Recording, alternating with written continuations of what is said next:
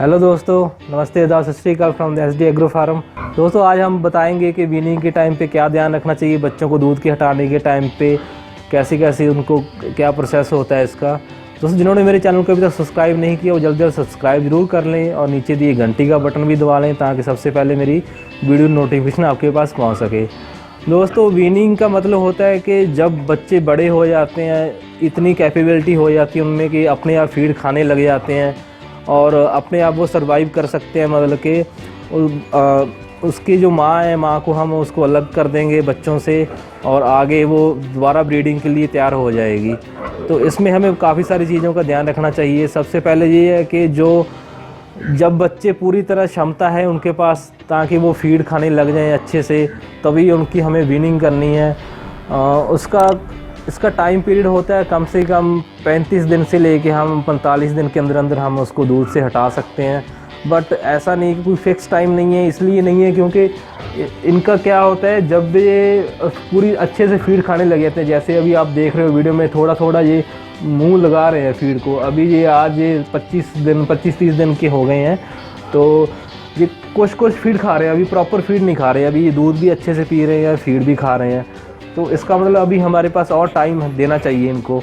तो जब ये प्रॉपर फीड खाने लग जाएंगे, अच्छा वेट गेन हो जाएगा। जो वेट है इनका कम से कम 7 केजी वेट होना चाहिए जब हम इनको दूध से हटा रहे हैं। तो अगर 7 केजी से ऊपर है और फीड भी अच्छे से खा रहे हैं तो इसको बिल्कुल हम अच्छे से इनको दूध से हटा सकते हैं। एक चीज़ और ख़ास ध्यान रखना चाहिए हमें, जो बच्चों की माँ है उसी को हमें अलग करना है। जो बच्चे हैं जब वो उनको हटाना है दूध से तो उनको उसी पोर्शन में रखना है जहाँ पे वो पहले थे, जहाँ पे वो पहले माँ के साथ रहते थे। क्योंकि इसलिए करते हैं कि एक तो आप उनको दूध से हटा दोगे, इसलिए वो उनको भी अच्छा नहीं लगेगा, वो स्ट्रेस में रहेंगे, थोड़ा टेंशन में रहेंगे उनकी माँ कहाँ गई।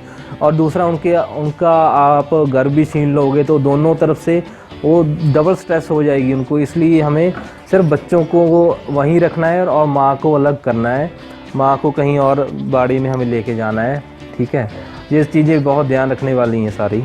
एक चीज़ और बता देता हूँ आपको, जिस मादा के नीचे दूध ज़्यादा है, कभी कभी बच्चे भी कम होते हैं और दूध ज़्यादा होता है, तो बच्चे दूध ज़्यादा पी लेते हैं और इसलिए उनको थोड़ा लूज़ मोशन हो जाता है। जैसे आप ये देख सकते हो कि इस तरह का वो वेस्ट भी होने लग जाता है।